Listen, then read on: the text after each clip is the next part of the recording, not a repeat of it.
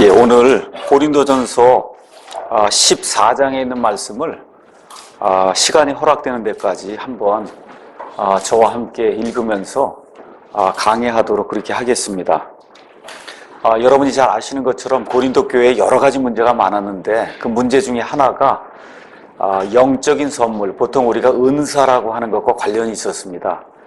특별히 그 은사 중에 다른 나라 말로 말하는 소위 방언이라고 하는 것, 그것이 고린도 교회에 여러 가지 이제 문제를 지금 일으키고 있기 때문에 사도 바울이 12장에서 하나님께서 믿는 자들에게 허락해 주신 여러 종류의 그 영적인 선물, 은사라고 하는 걸 이야기하고, 그 다음에 이제 13장에 이제 들어가서 사랑장에서는 교회 안에 이렇게 하나 되는 그런 요소도 있고 또 다양하게 되는 그런 요소도 있는데 이 두 개가 균형을 이루기 위해서는 이 성숙함이라고 하는 그런 요소가 있어야 된다 이야기하면서 사랑이라고 하는 이 방법을 가지고 하나님의 주시는 것과 같은 선물을 잘 사용해야 된다, 이런 말씀을 이제 주고 있습니다.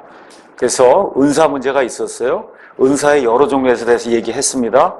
은사를 사용할 때는 희생하는 그런 사랑을 가지고 이런 것들을 사용해야 된다. 13장에 이제 말씀을 사도 바울이 이제 다 하고, 그러고 나서 이제 곧바로 이제 14장으로 이제 들어가면서 14장에서는 고린도 교회가 이 무시하거나 잘못 사용하고 있던 대언이라고 하는 것, 또 엄청나게 강조하고 있던 방언이라고 하는 것, 이 두 가지를 어떻게 우리가 제대로 처리하고 설명해야 될 것인가, 지금 고린도전서 14장에서 이제 이야기를 구체적으로 해주고 있습니다.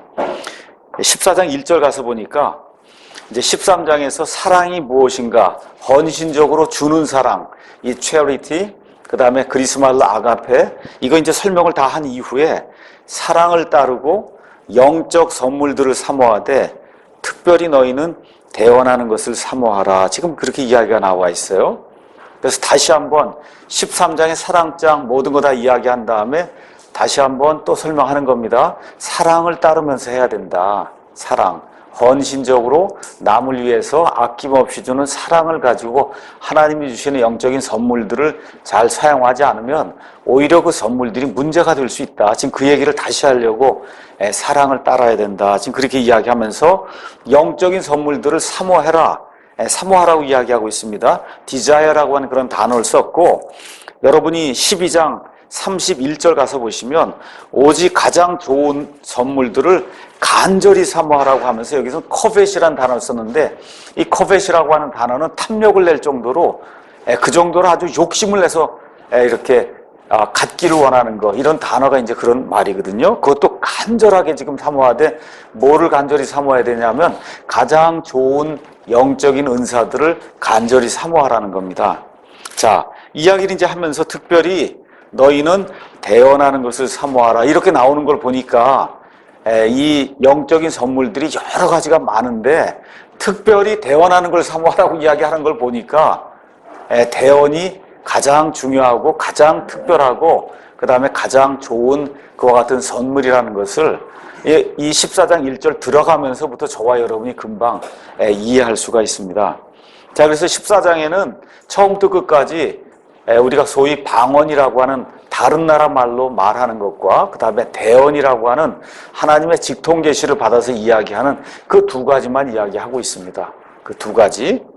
자, 먼저 여기 사랑이라고 하는 이야기가 나왔기 때문에 한번 하나님께서 이런 것을 어떻게 이제 설명해 주시려고 하는가, 시편 103편에 있는 말씀을 가지고 제가 잠깐 이 길이 무엇이고 그 다음에 영적인 은사가 무엇인가 여러분에게 이제 한번 설명을 해드리겠습니다. 시편 103편 7절에 가서 보니까 그분께서, 하나님을 이야기하는 겁니다. 하나님께서 자신의 길들을 모세에게 알리셨고 자신의 행적들을 이스라엘 자손에게 알리셨도다, 이렇게 이제 기록이 되어 있습니다. 그러니까 하나님께서 길들도 가르쳐 주시고 행적이라고 하는 건 하나님께서 친히 일하시는 게 행적이에요. 그렇죠?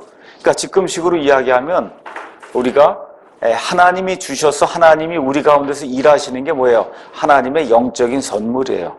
그렇죠? 예, 그것뿐만 아니라 그것들을 어떻게 사용해야 되는가, 그 길들도 과거에 이스라엘 백성을 지도하던 모세에게 그 길들을 알려주고 이스라엘 백성에게 하나님이 친히 행하신 일들을 알려주셨던 것처럼 지금 우리 교회에도 하나님이 여러 가지 영적인 은사들을 주실 뿐만 아니라 그 은사들을 어떻게 바르게 사용할 수 있는가, 그 방법도 가르쳐 주신다. 그 방법이 뭐냐? 사랑의 방법이어야 된다. 지금 그렇게 이야기하고 있는 겁니다. 다시 말씀드려서 영적으로 깨어있는 사람은 하나님이 그 사람에게 이러이러한 방식으로 너는 살아야 된다고 하면서 보여주시는 그 길을 알 수 있다는 거예요. 그 길을 알고 그 길을 통해서 나아가려고 할 때 하나님께서 그에게 영적인 은사들을 주시면서 하나님이 하시고자 하는 그런 일들을 그 사람 안에서 행하신다는 겁니다. 그래서 어떤 분이 이렇게 주석을 썼는데 주석에 이렇게 이제 이야기를 하더라고요. 여러분이 둘 중 안에 하나를 택하라 그러면 조심해서 좋은 걸 택해야 된다. 하나는 하나님을 아는 것, 그 다음에 또 하나는 하나님의 행적을 보는 것. 둘 중 안에 하나를 하나님이 택하라고 여러분에게 이야기하면 그러면 하나님을 아는 것을 택하셔야지 하나님의 행적을 눈으로 보는 걸 택하게 되면 많은 경우 문제가 생길 수 있다는 거예요. 지금 여기 고린도 교회 문제가 바로 그거예요. 다른 것이 아니라 이렇게 영적인 은사들이 풍성하고 넘쳤음에도 불구하고 고린도전서 3장에 가서 보시면 사도 바울이 이 고린도 교회 성도들을 뭐라고 지금 이렇게 평가하고 있느냐 하면, 형제들아, 내가 영에 속한 자에게 말하는 것 같이 너에게 할 수 없어서 육신에 속한 자 곧 그리스도 안에 있는 갓난아기들에게 말하는 것 같이 하였다. 영적인 선물들은 굉장히 많이 넘쳤는데도 불구하고 너희는 영적인 사람이 아니라는 거예요. 이거 대단히 아이러니입니다. 굉장히 큰 아이러니예요. 뭔가 다른 나라 말을 열심히 하고 은사가 있다고 그러고 열심히 이렇게 하는데 사도 바울의 평가는 너희가 사실 하나님 편에서 볼 때는 영적인 사람이 전혀 아니라는 거예요. 영적으로 성숙한 어른이 아니고 너희는 지금도 젖을 쭉쭉 빨아야 되는 어린아이에 불과하다. 그러니까 저와 여러분이 교회 생활하면서 이와 같은 그 평가에 대해 조금 더 신중하게 생각해야 된다는 거죠. 혹시 교회가 굉장히 크다, 뭐가 넘치는 것 같다 이럴 때 이게 사람의 눈에 보기에 그런 것인가? 아니면 정말 하나님이 보실 때 영적으로 충만한 그와 같은 일인가? 그거를 저와 여러분이 잘 평가를 해야 된다는 거죠. 그러니까 무언가 눈에 보이는 엄청난 일은 없을지라도 성도 한 사람이 개개인이 하나님을 추구하고 하나님의 얼굴을 구하고 하나님의 뜻을 구하고 하나님이 어떤 분이신가를 매일매일 구하고 사는, 그게 사실 교회 무언가 넘친다고 풍성하다고 교회가 요란한 것보다 많은 경우 훨씬 더 중요하고 좋은 것일 수 있다는 거죠. 그래서 저와 여러분이 하나님 앞에서 항상 옳은 사람인가, 하나님의 뜻을 구하는가, 하나님이 어떤 분인가를 알기 위해서 노력하는가, 이 점에 포커스를 둬야지 눈에 나타나는 어떤 현상, 교회가 커진다, 이런 어떤 그런 현상, 교회 건물을 잘 치장했다, 이런 거에 신경을 쓰면 그건 까딱 잘못하면 실수해서 이렇게 삼천포로 빠질 그런 가능성이 굉장히 크다고 지금 이야기하는 겁니다. 자, 그래서 종종 무언가 내가 하나님의 능력을 받아서 무언가를 할 수 있다라고 이야기하면 꼭 뭐가 끼냐? 교만이 낀다는 거예요. 마귀가 그때 나타난다는 겁니다. 자, 그래서 여기 가서 보니까 영적인 선물들을 사모하되 너희는 특별히 대언하는 걸 사모해라. 지금 그렇게 이야기하고 있어요. 대언. 우리 개역 성경이 이걸 다 예언으로 번역해서 교회 안에 예언 문제라고 하는 아주 엄청난 혼란이 지금 일어나고 있습니다. 자, 대언에 대해서는 제가 지난 시간에 짧게 이야기를 했어요. 그래서 14장을 설명하면서 대언이 뭔가에 대해서 여러분에게 이제 잠깐 설명을 하도록 하겠습니다. 자, 대언은 한마디로 하나님의 직통 계시를 받아 말하는 게 대언이에요. 하나님이 주시고자 하는 그 메시지를 하나님이 어떤 사람을 통해서 알려주신단 말이에요. 그 사람이 그 말을 하는 게 대언입니다. 대언. 그래서 대언은 현재 이야기들에 대한 게 대부분이에요. 교회에서는 이렇게 해야 된다. 이스라엘 백성에게 너희는 이렇게 하나님을 섬겨야 된다. 우상 숭배하는 걸 버려야 된다. 이렇게 하면서 지금 이 시간에 우리가 해야 될 그런 일들을 하나님이 직접 계시로 주시는 게 대부분이고, 그 중에 한 일부가 앞날에 어떤 일이 일어날 것이다라고 하는 그런 의미의 예언으로 대언이 이제 사용되는 그런 경우가 있습니다. 그래서 성경 기록이 완성이 된 게 AD 90년경이거든요.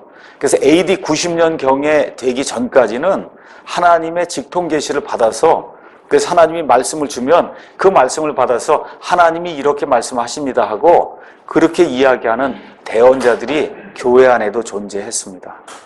교회 안에도, 물론 지금은 존재하지 않죠.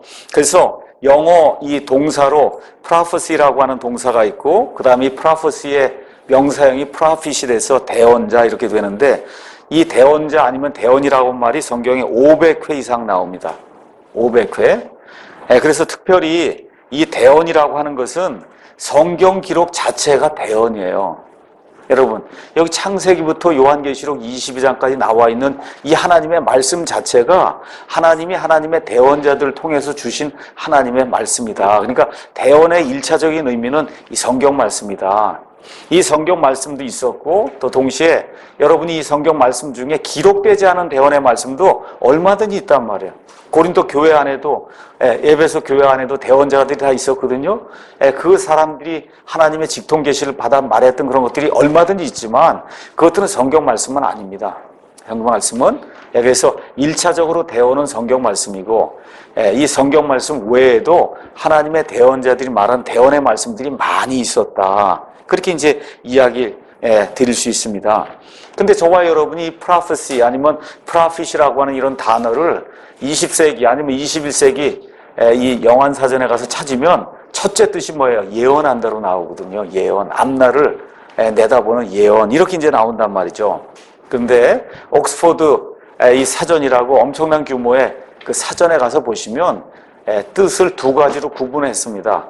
그래서 일반적인 의미의 앞날을 예언한다고 하는 그런 의미의 뜻으로의 그 prophecy가 있고, 그 다음에 둘째 구분을 내놓고 성경적 의미의 prophecy에서 두 가지로 딱 구분해 놨어요. 그러니까 성경적 의미의 이 prophecy라고 하는 단어는 처음부터 끝까지 하나님을 대신해서 누가 말하는 거예요. 다른 거 없습니다. 여기 성경의 용례뿐만 아니라 일반 사전의 용례도 마찬가지고, 그래서 다시 한번 말씀드리지만 prophet 아니면 prophecy라고 하는 그런 단어는 남의 말을 대신 전한다는 대언이에요. 그래서 원래 우리 개역 성경에도 예언이라고 적혀 있는데, 그 예언은 앞날을 내다본다는 그런 예언이 아니라, 여러분 돈을 예금하러 간다 그러죠. 예금. 그렇죠? 예치한다고 얘기하죠. 그럴 때 예언이에요. 그때 예자를 쓰시는 거예요. 예치한다는, 하나님이 어떤 사람에게 말을 예치해 줬다는 뜻의 예언이지 앞날을 내다본다는 그런 뜻의 예언이 아니다. 근데 지금 한자를 안 보고 한국말만 지금 이 우리말 이걸 다 전용으로 해서 지금 쓰다 보니까 완전히 모든 게 와전이 돼서 예언기도 받아야 된다고. 예언기도하고 뭐예요? 다 산기도 가서 누구 신령하다는 사람에게 앞날이 어떻게 될 건가 묻는 게 지금 예언기도거든요. 이와 같은 그 혼란은 이거 우리나라에만, 거의 전 세계에서 우리나라에만 있는 거예요. 성경이 잘못됐기 때문에.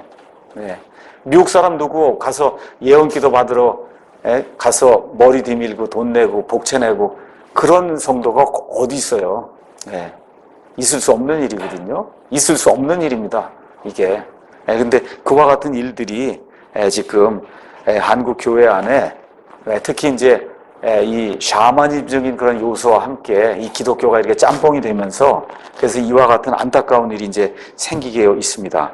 자, 그래서 아까 말씀드린 대로 성경 기록 자체가 대언이라고 하는 거, 이걸 저와 여러분이 먼저 기억해야 됩니다. 여기 제가 이제 말씀을 적어 놨습니다. 베드로후서 1장 20절에서 21절에 나와 있는 그 말씀을 가서 보니까 흠정역에는 성경 기록의 대언 중 어떤 것도 사적인 해석에서 나지 아니하였나니 대언은 옛적에 사람의 뜻으로 말미암아 나오지 아니하였고 오직 하나님의 거룩한 사람들은 성령님께서 움직이시는 대로 말하였느니라. 이렇게 기록이 되어 있어요. 그러니까 성경 기록에 들어있는 모든 대언, 이거 가운데 사적인 해석으로 사람이 만들어낸 건 하나도 없다는 거예요. 그래서 이 성경 기록의 대언은 옛적에 사람의 뜻으로 말미암아 나온 것이 아니라 오직 하나님의 거룩한 사람들은 하나님께서 그들을 움직이시는 대로 그렇게 말을 했다는 거예요. 그걸 적어놓은 게 성경 기록이다. 지금 그렇게 이야기하고 있는데 개역 성경은 이거를 아주 오역을 했습니다. 경의 모든 예언은, 그러니까 성경 기록 가운데 예언의 말씀만 그렇다는 얘기예요. 예언의 말씀만, 그거는 사사로이 풀 것이 아니니 예언은 사사로이 풀면 안 된다. 이렇게 이제 돼 있는 거예요. 우리 말로 읽으면 그런 거예요. 그 다음에 예언은 언제든지 사람의 뜻으로 낸 것이 아니요 오직 성령의 감동하심을 입은 사람들이 하나님께 받아 말한 것이다. 그러니까 성경 기록 가운데 예언의 말씀만 하나님의 사람들이 받아 말한 거라는 거예요. 이게 개역 성경의 뜻이에요. 그러면 어떻게 돼요? 성경 기록이 이만하다고 하면 이것 중에 예언은 요만큼뿐이 없거든요. 그 예언만 하나님의 사람들이 말한 거고 그 나머지는 아니라는 거예요. 이것대로 그대로 믿으면 참 엄청난 이와 같은 그 실수가 이 안에 지금 기록이 돼 있거든요.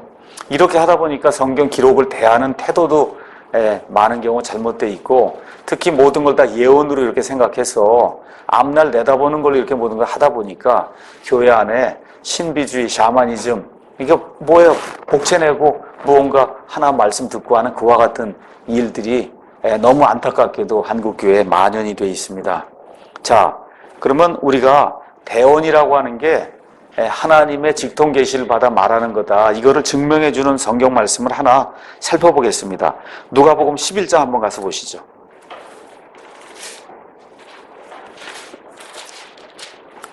누가복음 11장 50에서 54절 가서 보시면 예수님께서 뭐라고 말씀하시냐 하면, 이로써 세상의 창건 이후로 흘린 모든 대언자들의 피를 이 세대에게 요구하리니, 그러니까 세상이 창립된 이래로, 세상이 만들어진 이래로 대언자들이 많이 죽임을 당했다는 거예요. 죽임을 당했다. 첫째 대언자가 누구냐? 곧 아벨의 피로부터 그 다음에 제단과 성전사에서 죽은 사가랴의 피까지라. 그러니까 구약 성경, 지금 여기 신약 성경에 없습니다. 구약 성경에 첫째 대언자가 아벨이고 구약 성경의 맨 마지막 대언자가 사가랴. 지금 얘기하는 대언자는 피를 흘리고 죽임을 당한 대언자 이야기하는 겁니다. 하나님의 말씀을 직통으로 받아서 말을 하다가 그것이 듣기 싫다고 해서 그 상대방이 죽인 그와 같은 대언자, 첫째 대언자가 아벨이고 구약시대의 마지막 대언자가 사가랴다. 지금 그렇게 이야기하는 거예요. 여러분, 이걸 선지자로 번역하면 아벨이 선지, 앞날에 대해서 얘기한 거 성경 기록이 있습니까? 있어요? 전혀 없어요. 아벨이 하나님의 말씀을 받아서 누구에게 전했어요? 자기 형 가인에게 전했잖아요. 그렇죠? 자기 형 가인에게 전했습니다. 뭘 전했을까요? 하나님이 원하시는 것은 대신 속죄 희생물을 드리는 겁니다. 하나님이. 지금 가인은 이 희생 예물 드리는 것을 우습게 생각하고 자기가 기른 배추, 무 이런 것 중에 제일 좋은 걸 갖고 왔거든요. 그렇잖아요. 그러니까 하나님이 관심을 표명하지 않았어요. 거기에는 가인의 헌물에 하나님이 관심을 표명하지 않았어요. 그러니까 가인의 얼굴빛이 시꺼멓게 변했단 말이에요. 그렇죠? 그래서 아벨이 가서 가인에게 대언한 거예요. 형, 하나님이 원하시는 것은 무, 배추가 아니라 어린 양의 짐승의 피입니다. 라고 대언의 말씀을 전했더니 가인이 듣고 어떻게 해요? 참지 못하고는 아벨을 잡아 죽이거든요. 그렇죠? 그래서 첫째 대언자가 죽임을 당했어요. 지금 여기 마지막 대언자는 지금 사가랴라 나오네요. 사가랴는 어디에 나오는 사람이냐 하면 역대기하 24장 20절에 나오는 겁니다.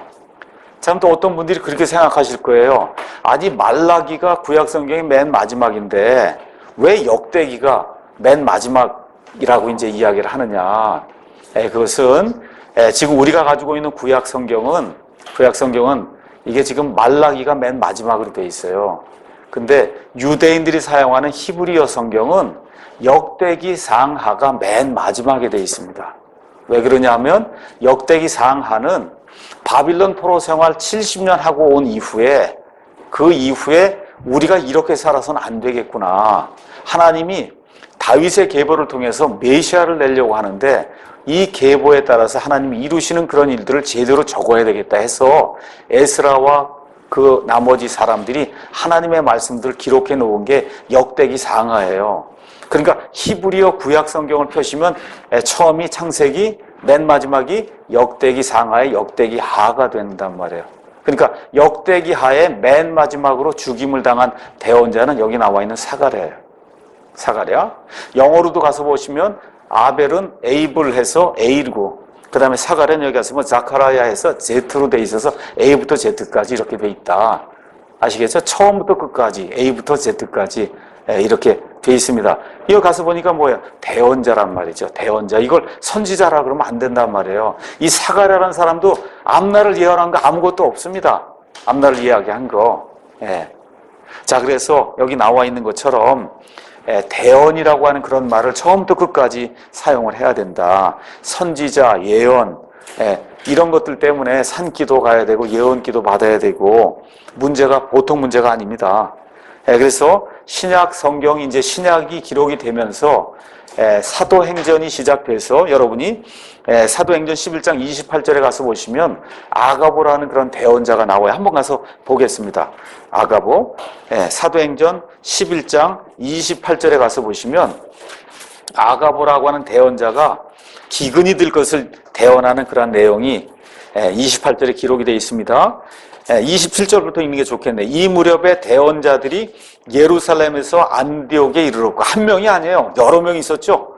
그렇죠? 이르렀고, 그들 중에 한 사람 곧 아가보라 하는 사람이 일어나 영을 통해 온 세상에 두루 큰 기근이 들 것을 표적으로 보여주었는데 카이사르 클라우디우스 시대에 그 일이 이루어지니라 해서 대언자들이 예수님 승천하신 이후에 교회 시대에도 존재했다는 겁니다. 그렇죠? 사도 바울도 대언자고 또 누구예요? 베드로도 대언자고 성경 기록의 모든 이 기록자들이 대언자라고 하는 거, 이거를 저와 여러분이 기억을 하셔야 됩니다. 그래서 계시록 19장에 가서 보시면 요한계시록 19장 10절에 가서 보시면 이런 말씀이 있어요. 내가 그의 발 앞에 엎드려 그에게 경배하려 하매 그가 내게 말하기를 나는 내 동료 종이요 예수님의 증언을 가진 내 형제들 중에 하나 속한 자니 너는 주의하여 그리하지 말고 하나님께 경배하라. 하나님께만 경배하라. 그 한 다음에 예수님의 증언은 그건 뭐예요? 대언의 영이니라. 예수님에 관한 그런 증언들, 이거는 대언의 그런 말로다. 이렇게 전해주는 그와 같은 말씀이다. 지금 그렇게 지금 이야기를 하고 있는 겁니다. 자, 그래서 여기 고린도전서 14장으로 이제 다시 돌아와서 보니까 바울이 지금부터 방언과 대언을 이야기하는데 지금 요점이 뭐냐 하면 대언이 가장 중요하고 가장 좋은 거니까 그거를 탐구해야 된다. 지금 그 얘기를 지금 하고 있는 겁니다. 자, 2절에 가서 보니까 알지 못하는 언어로 말하는 자는 사람들에게 말하지 아니하고 하나님께 말하나니 아무도 그의 말을 이해하지 못하나 그가 영 안에서 신비들을 말하느니라. 자, 이제 대언이 끝나고 이제 2절에 가서 보니까 방언이라고 하는 게 나와요. 근데 여기 킹제임스 성경에는 unknown tongue, 그래서 알지 못하는 언어 이렇게 나옵니다. 저와 여러분이 지금 한국말 이야기하면 다 알아듣지 않습니까? 그렇죠? 이거는 아는 말이고 알지 못하는 언어로 말하는 사람이 있었다는 거예요. 자, 그래서 여기 마가복음 16장 가서 한번 잠깐 보겠습니다. 다른 나라 말이나 아니면 다른 나라 말 중에도 여러분 알아듣는 말이 있고 알아듣지 못하는 말이 있습니다. 예를 들어 어떤 사람이 영어로 다 이야기하면 거의 대부분 제가 알아들어요. 그렇죠? 그러니까 다른 나라 말인대로 제가 알아듣는 말이 있고 어떤 사람이 중국말로 제게 이야기하면 저 하나도 못 알아듣습니다. 그러니까 다른 나라 말 타 언어에도 아는 말이 있고 모르는 말이 있다는 거예요. 그걸 여러분 기억하셔야 됩니다. 자, 마가복음 16장 가서 보니까 16장 17절에 예수님께서 믿는 자들에게 이런 표적들이 따르리니 곧 내 이름으로 그들이 마귀들을 내쫓으며 새 언어들로 말한다 하는 새 언어, 한 번도 접해보지 않았기 때문에 새롭게 다가오는 그런 언어가 있었다는 거예요. 어제 한마음 미션에 가서 말씀을 전하고 났더니 어떤 분이 이제 슬며시 다가와서 자, 이 문제를 어떻게 해결해야 됩니까? 여기 가서 보니까 마귀들 내쫓는다 그랬는데 예수 이름으로 내쫓아야 되는 겁니까? 그 다음에 여기 새 언어로 말한다는 게 분명히 다른 나라 말로 말하는 건데 그거 지금 교회에서 해야 되는 거 아닙니까? 그래서 제가 그거 하려면은 18절까지 같이 하면 해도 된다 그렇게 얘기했습니다. 18절 뱀들을 집어올리며 어떤 치명적인 것을 마실지라도 해를 받지 아니하며 병든 사람에게 안수하면 그들이 나으리라. 다시 한번 말씀드릴게요. 뱀을 독사를 잡을 수 있어야 돼요. 또 뭐도 해야 돼요. 독을 먹어도 죽지 않아야 돼요. 셋째는 병든 자들에게 딱 안수하면 병든 자들이 곧바로 나아야 되는 거예요.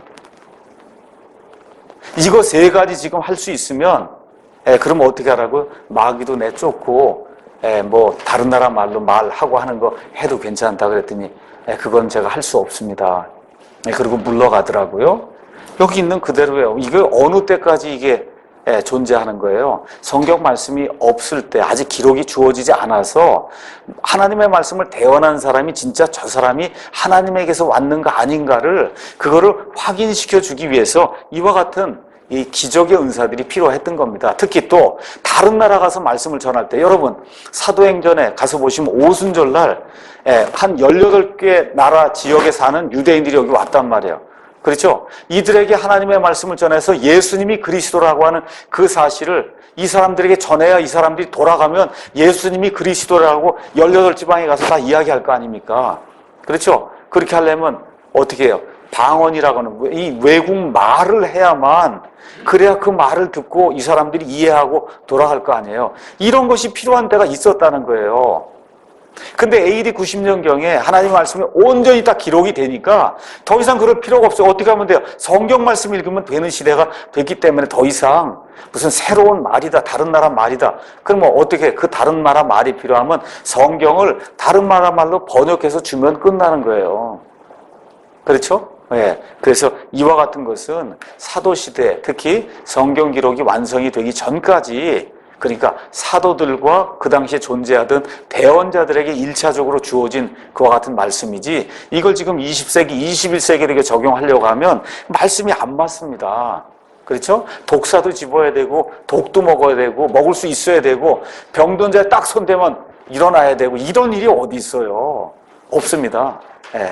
그렇기 때문에 이런 거를 지금 이 시대에 그대로 갖다 적용한다고 하는 것은 그것은 맞지 않는다. 이렇게 이제 말씀을 드릴 수가 있습니다. 그래서 새 언어는 말 그대로 이 사도들이 한 번도 접해보지 않았던 새로운 언어예요. 새 언어들로 말을 한다는 겁니다. 2장 4절에 또 사도행전 2장 4절에 가서 보시면 여러분 제가 말씀드린 대로 오순절날에 유대인들이 1년에 3차례 하나님 앞에 나와야 되는데 특별히 이제 이 오순절 날에 여러 지방에 사는 그런 유대인들 개종자들이 예루살렘에 왔단 말이에요. 베드로가 지금 이야기한단 말입니다.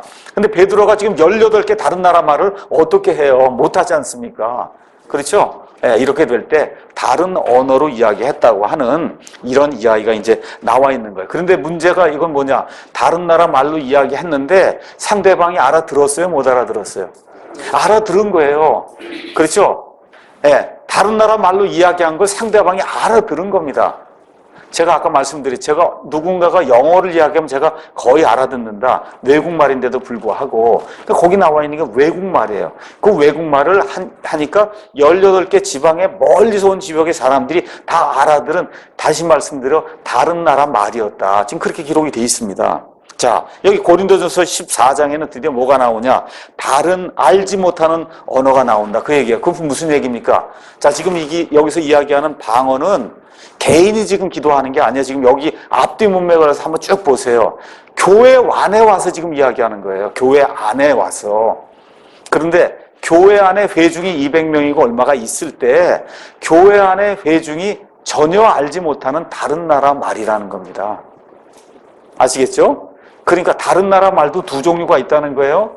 알아듣는, 상대방이 알아듣는 다른 말이 있고, 여기 지금 고린도 교회 지금 다른 나라 말은 그 교회 회중 가운데 한 사람도 알아듣지 못하는 외국말이었다. 그 얘기입니다. 여러분 이해하시겠죠? 예. 자, 그래서 이들은 이 다른 나라 말로 누구에게 말하냐? 하나님께 말한다는 거예요. 하나님께 말하는 겁니다.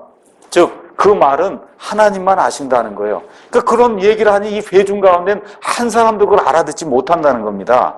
그러면서 거기 가서 보니까 그가 정말 다른 나라 말로, 정말 다른 나라 말로 그렇게 이야기할 때는 하나님께 말을 하는데 그가 영 안에서 누구의 영이에요? 자기의 영 안에서 뭘 얘기해요? 신비들을 말한다. 신비는 크게 두 가지로 볼 수 있어요. 여기 나와 있는 신비를 이렇게 그 방언하는 사람들은 방언 기도를 하면 신비한 것들을 내가 말한다는 좋은 의미의 신비로 그렇게 이야기하는 그런 사례가 많습니다. 근데 여기는 그런 의미로 볼 수도 있지만 나쁜 의미로 볼 수 있어요. 어때요? 한 번도 들어보지 못한 랄랄랄랄랄라 이렇게 이야기하면 그 신비롭잖아요. 그런 식의 신비로도 볼 수 있다는 거예요. 좋은 의미의 신비뿐만 아니고. 자, 그래서 그럼에도 불구하고 이 사람들이 하는 말은 랄랄랄라가 아니라 뭐예요? 다른 나라 말이라는 겁니다. 다만 이 회중 가운데 알아듣는 사람이 아무도 없는 다른 나라 말이라는 거예요. 다른 나라 말. 자, 왜 그러냐? 13장 1절 가서 보면 내가 사람들의 언어들을 말할지라도 얘기 나오는 거 하면서 얘기가 끝난 다음에 지금 이야기를 하는 거니까 이건 분명히 사람들의 말이다. 앞뒤 문맥을 쭉 가서 읽어보시면 이건 사람들의 말이라고 하는 걸 금방 알 수가 있습니다. 자, 그래서 이 경우에 그는 영 안에서 아무도 알지 못하는 것들을 말함으로 신비들을 말한다. 이제 그렇게 지금 이야기를 하고 있습니다. 자, 여기에 그 신비, 아까 제가 말씀드렸듯이 지적으로 판단할 수 없어서 전혀 알 수 없는 무언가를 지금 뜻한다. 그리고 여기 나와 있는 영은 성령님이 아니라 그 사람 자신의 영이에요. 성령님이 아니라 그 사람 자신의 영입니다. 자, 이게 성령님이 있고 그 사람 자신의 영이 있다. 이걸 또 잘 구분하셔야 됩니다. 고린도전서 2장 11절 가서 보겠습니다. 2장 11절에 가서 보시면 무엇라고 기록이 되어 있냐 하면 사람의 것들을 사람의 속에 있는 사람의 영 외에 어느 누가 알리요. 그러니까 사람의 것들은 누가 한다고요? 사람의 속에 있는 사람의 영이 아는 거고, 마찬가지로 하나님의 것들도 하나님의 영 외에는 아무도 알지 못하느니라. 그래서 지금 여기 나와 있는 영은 성령님이 아니고 누구예요? 그 방언을 이야기하는 그 사람의 영이에요. 그 사람의 영. 자, 그러면 14절에도 가서 보니까 내가 알지 못하는 언어로 기도하면 나의 영은 기도하거니, 나의 영이 기도한다고. 내 영이에요. 성령님이 기도하는 거 아닙니다. 오순절주의자들이 얘기하는 것처럼 성령님의 감동을 받아서 성령님이 기도하는 거 아니야. 내 영이 기도하는 거예요. 내 영이. 16절에도 그렇지 않으면 내가 영으로 참여할 때, 영을 가지고 내 영으로 참여할 때 배우지 못한 처지에 있는 자가 내가 무슨 말을 하는지 이해하지 못한다. 그러니까 사람의 영을 가지고 지금 기도도 하고 말도 하고 찬미도 하고 그 얘기를 하는 거예요. 성령님으로 하는 거 아닙니다. 일단 그렇게 이해를 하시고요. 이 워크맨 목사님이 재밌는 그 예를 이제 또 하나 이제 들었더라고요. 워크맨 목사님이 이제 펜사콜라에 있는데, 펜사콜라 자기 그 교인 이제 성도가 한 명 있고, 그 성도 집 옆에 오순절교회 다니는 그런 성도가 이제 있는데, 부인들끼리 이제 이야기도 하고 막 빨래도 널고 이제 이렇게 하는데, 자기 교회 성도 자매님이 밖에 나갔더니 그 옆에 오순절교회 다니는 그 자매가 요만한 쪽지를 하나 갖고 와서는 막 외우더라는 거야. 랄랄랄라 하고.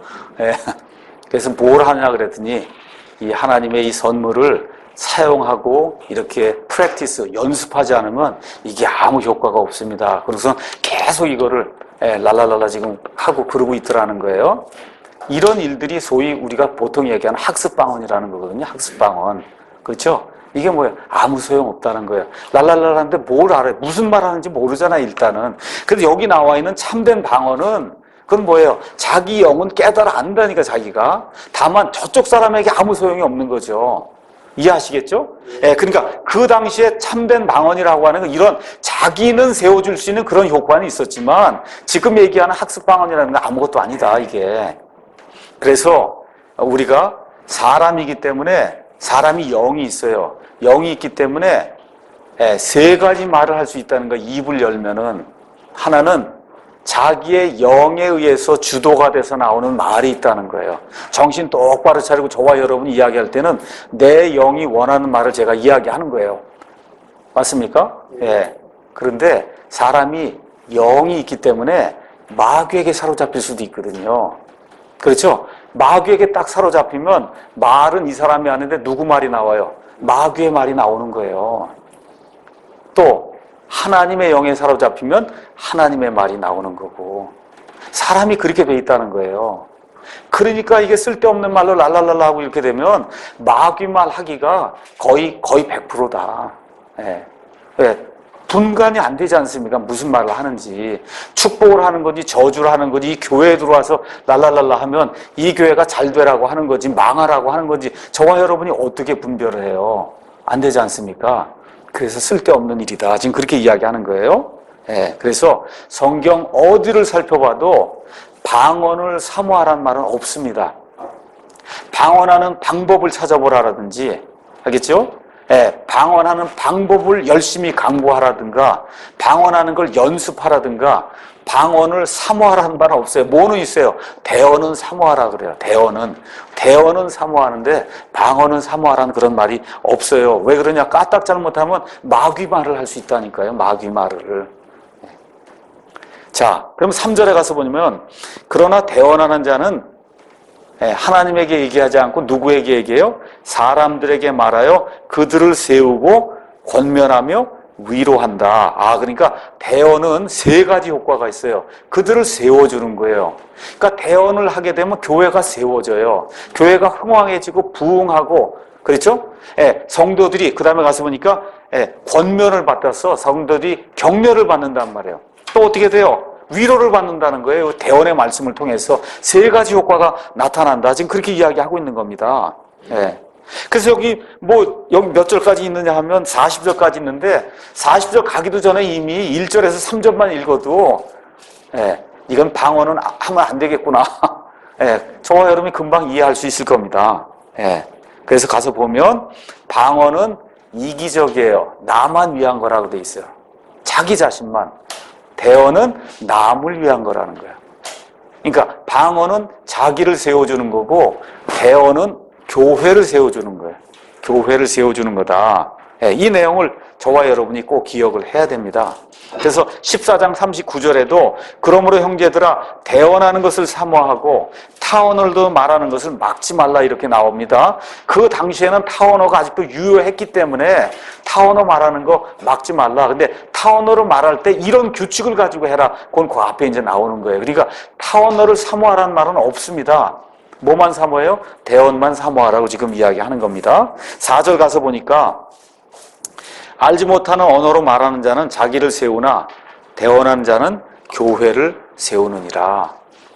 너무 평범한 그런 얘기입니다. 자, 6절에서 9절 이제 가서 보면 6절에서 9절 여기 무슨 얘기가 있냐 하면 필이나 하프같이 생명 없는 것들이 소리를 낼 때 소리에 구분을 주지 아니하면 필이나 하프 소리가 무엇을 뜻하는지 어찌알리요. 이렇게 돼 있단 말이에요.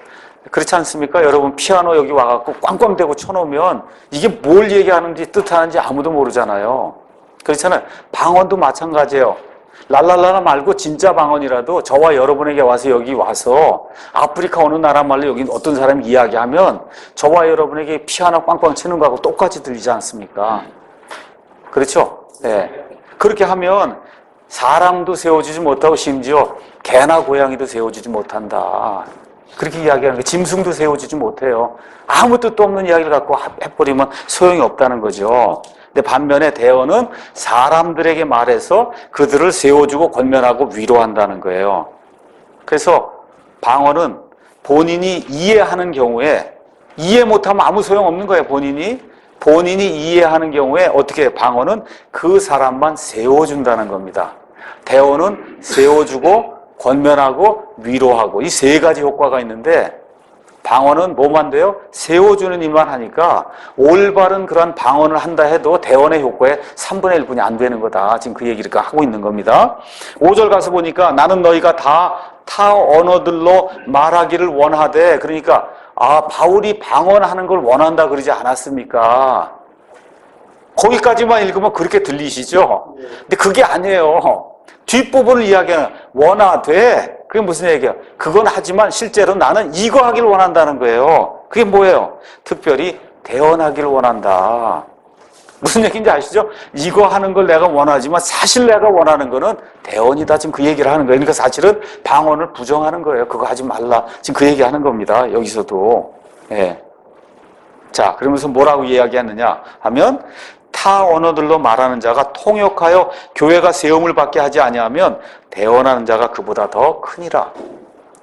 자, 여기 나오는 여기 다른 나라 말입니다. 회중이 알지 못해요. 그럼 어떻게 통역을 해야 여기 있는 사람들이 은혜를 받을 거 아닙니까? 그렇죠? 그렇게 하지 못하면 그러면 방언하는 자는 대언하는 자하고 비교가 안 된다. 지금 그 얘기를 하고 있는 겁니다. 네. 자, 6절 가서 보니까 이제 형제들아 내가 너에게 가서 타 언어들로 말하고 계시나 지식이나 대언이나 교리로 너에게 말하지 아니하면 너에게 무슨 유익을 끼치리요. 가서 그리스 말, 제가 여기 어느 교회 가고 제가 그리스 말로 막 이야기해요. 그러면 무슨 유익이 되겠어요? 그 교회에. 과거 중세에 근한 1000년 이상 로마 가톨릭 교회에서 미사를 라틴어로 드렸어요. 지금 뭐 성경도 없는 가운데 신부들만 지금 성경이 있는데 그 성경을 들고 나와서 일주일에 한 번 한 구절을 읽을 거 아닙니까? 그것도 라틴어로 읽고 라틴어로 모든 걸 해버리니 말 그대로 아무 유익을 끼치지 못한 일을 1500년 동안 천주교회가 해온 거예요. 예, 얼마 전까지 전 세계가 다 라틴어로 미사 드렸어요. 이제 다 다른 각각의 말로 지금 미사를 드리지만 지금 그 얘기 하는 거예요. 내가 너희에게 가서 너희가 전혀 알지 못하는 다른 나라 말로 그 말로 이야기하면 너희에게 무슨 소용이 있냐. 어떤 걸로 해야 소용이 있다는 거예요. 계시. 하나님이 드러내서 알려주신 그 진리를 얘기해야 너에게 유익이 있지 않냐. 지식, 그렇죠? 내가 알게 된 것, 돌아다니면서 알게 된 것, 그렇죠? 여러 가지 경험을 통해서 알게 된 하나님의 은혜, 이런 걸 내가 이야기하고 간증을 하고 이렇게 해야 너에게 유익이 있지 않냐. 대언, 하나님이 직접 내게 주시는 그 말씀을 너에게 이야기해야 너에게 유익이 있지 않냐. 맨 마지막으로 교리, 하나님의 말씀을 진리 이 체계를 체계적으로 제대로 잘 모아서 그래서 하나님의 창조에 대해서 하나님의 대신 속죄 희생에 대해서 예수 그리스도의 성육신 처녀탄생 예수님의 부활과 재림과 우리가 영원히 살게 될 천국과 불신자들이 살게 된 이런 지옥과 이런 모든 것들을 다 정리해서 너희에게 체계적으로 이렇게 말씀을 가르쳐줘야 너희에게 유익이 있지. 그렇죠? 다른 나라 말 아무도 알지 못하는 그런 말로 1시간, 2시간, 100시간을 얘기해봐야 무슨 소용이 있냐. 지금 바울이 그렇게 이야기하는 겁니다. 자, 이 가운데 지금 없는 게 뭐예요? 계시, 특별 계시 같은 거 없습니다. 지금 이 시간에는 대언 없어요. 지금 이 시간에는 성도들을 세워주려면 오직 지식과 교리를 통해서만 가능하다는 거예요. 지금 이 시간에는. 맞습니까? 예, 성경 지식과 그 다음에 교리를 통해서만 가능한 거예요. 목사가 이 자리에 서서 그리스말, 라틴어, 히브리말 아무리 해봐야 무슨 소용이 있어요? 아무 소용 없는 겁니다. 자, 7절 가서 보니까 필이나 하프같이 생명 없는 것들이 소리를 낼 때 소리에 구분을 주지 아니하면 필이나 하프 소리가 무엇을 뜻하는지 어찌 알겠느냐. 뜻을 알 수 없다는 겁니다. 막 불어대봐요. 전혀 모르죠. 8절 만일 나팔이 분명하지 못한 소리를 내면 누가 전쟁을 준비하리요. 이번에 세월호 사건 보세요. 빨리 도피하라고 분명한 말을 해야 되는데 안 하니까 문제가 생기잖아요. 그렇죠? 그러니까 군대 안에서 명령을 줄 때는 그게 좋은 명령이든 나쁜 명령이든 명료해야 된다는 거예요. 남이 알아들 수 있어야 된다는 겁니다. 바울이 지금 그 얘기를 하는 거예요. 교회 안에 들어와서 무슨 얘기를 하면 저 상대방이 알아들을 수 있는 얘기를 해야 저 상대방이 은혜를 받고 격려를 받고 위로를 받고 세워지지 않겠느냐. 바울이 지금 그 얘기를 하고 있는 겁니다. 9절 이와 마찬가지로 너희가 혀로 알아듣기 쉬운 말들을 하지 아니하면 그 말한 것을 어찌 알리요. 너희가 허공에다 말하리라 랄랄랄라 하고 밤새 해봐요. 허공에다 말하는 거지 그게 무슨 소용이 있어요. 그렇지 않습니까? 과거에 저도 그러던 사람이에요. 저도 그것 좀 받아보려고 산기도 다니고 저도 그러던 사람이에요. 과거에. 근데 보니까 뭐예요? 허공에다 소리친 거예요. 그게 소나무 잡고 허공에다가 그렇게 한 거거든요. 예수님 말씀처럼 너희는 이교도들과 같이 헛된 반복의 말을 하지 마라. 이교도들은 그들이 말을 많이 해야만 하나님이 들으실 줄로 생각한다는 거예요. 그리고 어떻게 해요? 길게 뽑는다고요. 기도도 2시간 하는데 뭐야? 나무아미 탑을 마리아의 해서 그냥 내내 이거 돌리면서 2시간이고 3시간 돌려요. 왜 그래요? 오래 하면 하나님이 들어주실 줄로 생각한다는 거예요. 그게 이교도들이 하는 방식이다. 그래서 그런 방식으로 소나무 잡고 그렇게 한 겁니다. 과거에. 소용없다는 거예요. 그 전혀 소용없다. 그 얘기하는 겁니다. 10절 가서 보니까 세상에 수많은 종류의 소리가 있다 할지라도 그것들 중에 의미 없는 소리는 하나도 없나니. 여기 나오는 소리는 영어로 가서 보시면 voice로 돼 있어요. voice는 목소리를 이야기하는 거예요. 아시겠죠? 예, 사람들이 여러 종류의 목소리를 낸다는 겁니다. 여러 종류의 목소리. 예. 그 목소리를, 그것들 중에 의미 없는 목소리가 어디 있어요? 목소리, 목에서 소리가 나오면 다 무슨 의미가 있는 거죠. 그렇죠? 예. 그러므로 내가 그 소리의 의미를 알지 못하면 말하는 자에게 야만인이 되고 말하는 자도 내게 야만인이 된다. 서로 알아듣지 못하니까 야만인이 된다는 거예요. 원래 여기 바베리안이라는 그런 단어가 이제 쓰였는데 그 바베리안이라는 그런 단어는 그 당시의 기준으로 보면 그 당시에 문화를 소유한다고 하는 그런 사람들이 문화 언어로 쓰던 언어가 그리스 말이에요. 그리스 말? 그러니까 그리스 말을 못하는 사람을 바베리안이라고 불렀어요. 바바리 사람이다. 그렇게 부른 거예요. 그러니까 다시 말해 그리스 말이 아닌 다른 거 어떤 거 갖고 와서 이야기하면 못 알아듣잖아요. 그렇죠. 전 세계가 그냥 그리스 말을 사용하고 있는데 지금 그런 이야기를 지금 하고 있는 겁니다. 12절. 그래서 이와 같이 너희도 영적 선물들에 열심히 있은즉 교회를 세운 일에 너희가 뛰어날 것을 구해라. 그렇게 이야기하는 겁니다. 그러니까 영적인 선물은 자기 쓰라고 준 건 없다는 거예요. 본인 쓰라고 준 거는. 가서 한번 12장 7절 한번 보세요. 고린도전서 12장 7절. 각 사람에게 성령의 나타나심, 그 선물을 주신 것은 그것으로 말미암아 모두가 유익을 얻게 하려 하십니다.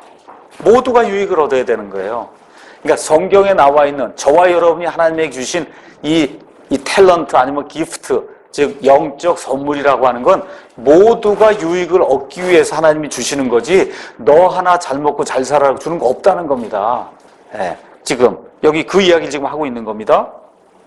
그렇게 되니까 교회를 세우기 위해서 영적 선물을 구해야 되니까 극단적으로 얘기하면 뭐예요? 방언을 구할 필요가 있어요? 없어요? 없는 거예요. 그거는 없다는 거예요. 방언을 구할 필요가 없다. 왜 그래요? 그건 본인에게만 이득이 되는 이기적인 거라는 거예요. 그러니까 구할 필요가 없다는 겁니다. 한마디로 사도 바울이 지금 이야기하는 게. 그래서 13절에 그러므로 알지 못하는 언어로 말하는 자는 통역할 수 있도록 기도할지니 통역해야 된다는 거예요. 그러니까 통역을 자기가 해도 되고 아니면 이 회중 가운데 그 말을 알아두고 통역하는 사람이 통역을 해도 되고 두 가지가 있다는 거예요. 그게 아니면 소용이 없다. 지금 그렇게 이야기를 하는 겁니다. 그래서 14절, 15절 가서 보니까 그러면 어찌하리요? 그러면 어찌하리요? 그렇죠? 내가 영과 함께 기도하고, 그렇죠? 또 이해하면서 기도하며, 내가 영과 함께 노래하고 또 이해하면서 노래하리라. 16절도, 그렇지 않으면 내가 영으로 찬미할 때 배우지 못한 처지에 있는 자가 내가 무슨 말을 하는지 배우지 못한 처지에 있는 자가 뭐예요? 아까 얘기한 야만인이란 말이에요. 바벨리안. 알겠죠? 그 자가 어찌 내가 드린 감사에 아멘 하리요. 그렇죠? 본인은 감사하다고 느끼고 지금 이해하고 말을 쏟아냈는데 저 상대방은 무슨 말을 하는지 모른다는 거예요. 그러니까 어떻게 아멘 하겠냐. 그렇죠? 그 다음에 너는 진실로 감사를 잘하되 다른 사람은 세워지지 아니하느니라. 자, 그럼 가서 보시면 여기 기도하는 게 나오고 노래하는 게 나오죠? 이거 개인이 하는 거예요? 아니면 교회에서 하는 거예요? 교회에서 하는 거잖아. 했더니 옆에 있는 사람이 어떻게 그걸 알아듣지 못하면 어떻게 감사하겠냐 하는 걸 보니까 혼자 하는 게 아니고 뭐예요? 교회에서 하는 거란 말이에요. 교회에서 기도하고 교회에서 노래하는 걸 지금 이야기하는 겁니다. 그래서 교회에서 기도하거나 노래할 때 어떻게 해야 되냐? 알아듣는 말로 하셔야 돼요. 살라살라 하면 안 된다는 겁니다. 안 된다는 거예요. 그러므로 기도나 노래를 할 때 혼줄을 다 빼놓고 그러고서 피동적인 상태가 돼서 해롱해롱 되면서 기도하거나 노래하면 안 된다는 거예요. 그건 이교도들이 하는 거다. 그래서 이와 같이 혼줄을 빼고 정신을 잃은 상태에서 기도한다고 이렇게 하면 누가 들어요? 마귀가 들어오거든요. 그래서 마귀가 들어와서 그 사람을 컨트롤하게 돼요. 그래서 이게 기독교에만 있는 게 아니고 오순절 은사운동 하는 그 사람들 안에만 있는 게 아니라 불교회도 있고 이슬람교회도 있고 이 세상 잡다한 그런 종교에 가서 보면 이 사람들을 영계와 이렇게 접촉할 수 있는 그런 방편의 하나로 만추라라고 하는 걸 사용하는 거예요. 만추라.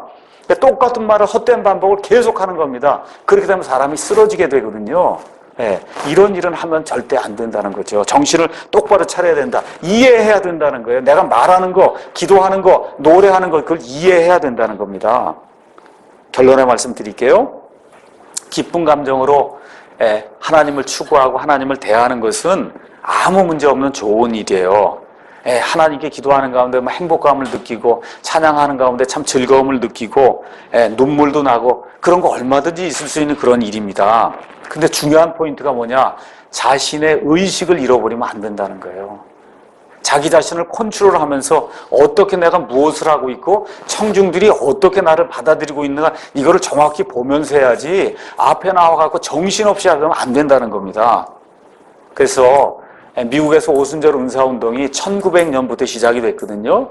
시작이 되면서 어디에서 가장 파급이 많이 됐냐면 로스앤젤레스, 이 캘리포니아 주에 특별히 마약을 많이 사용하던 그런 사람들 가운데서 오순절 은사운동이 상당히 많이 파급이 됐어요. 여러분, 이 팻분이라는 사람이 있어요. 유명한 가수. 팻분. 이런 사람들이 다 마약하고 그러다가 예수님을 만났다 그러고 이러면서 이 방언하러 돌아다니고 하는 그런 일들에 앞장을 서는 그런 사람들이에요. 그래서 오순절 은사운동 목사들 가운데 자살하거나 음주 사건 때문에 죽은 사람이 굉장히 많습니다. 남자고 여자고. 왜 그러냐? 원래 태생이 그런 거 하던 사람이 마약에 심취하고 이렇게 하다가 이거 하니까 뭐 다른 나라 말이 나오고 뭐 영적으로 뭐가 된다고 그러니까 거기에 심취해서 이거 하면서 결국 그걸 놓지 못하고 그래서 그와 같은 악한 그런 운명에 비참한 것을 맛본 그런 사람들이 굉장히 많거든요. 그렇기 때문에 하드 락을 사용하고 비트를 사용하고 힙합을 사용하고 하면서 꽝꽝대고 하는 그건 뭐예요? 사람의 혼을 빠지게 해서 의식을 잃게 만드는 거거든요. 이런 일을 하는 데는 절대 가면 안 된다. 절대 안 되는 겁니다.